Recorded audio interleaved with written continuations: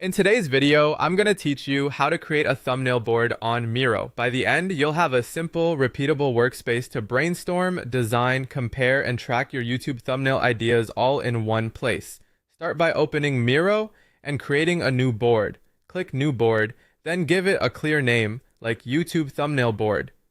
This board will be your central hub for every idea, draft, and final image, so pick a name you'll recognize later. Next, set up structure with frames. Select the Frame tool and create 3 sections titled Ideas, In Progress, and Final Thumbnails. Frames in Miro act like folders laid out on the canvas, which makes it easy to move items between stages as you work.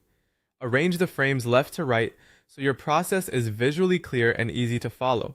Now bring in your visuals. You can drag and drop images straight from your desktop, paste images you've copied from your browser, or import designs from tools like Canva. Add both your own thumbnails and inspiration you find online. Keeping references nearby helps you spot patterns that work and speeds up design decisions. Before you jump into heavy design work, capture your concepts with sticky notes. Jot down title ideas, hook phrases, and quick concepts.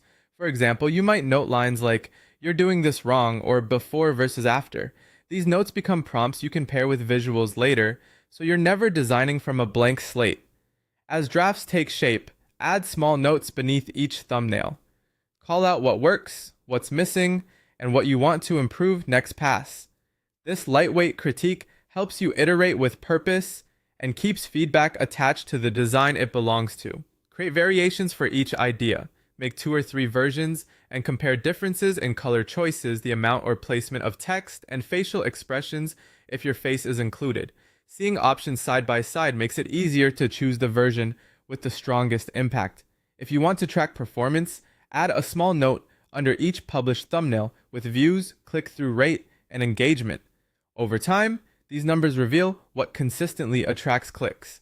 Keep a dedicated winning thumbnail section and move your best performers there. This becomes a living reference library you can reuse for layouts, color palettes, and headline styles that work. When you're ready for a new project, duplicate the board so your system stays consistent from video to video. Finally, share the board for feedback. Invite collaborators or clients to review and comment so you can shape the final thumbnail with confidence before publishing.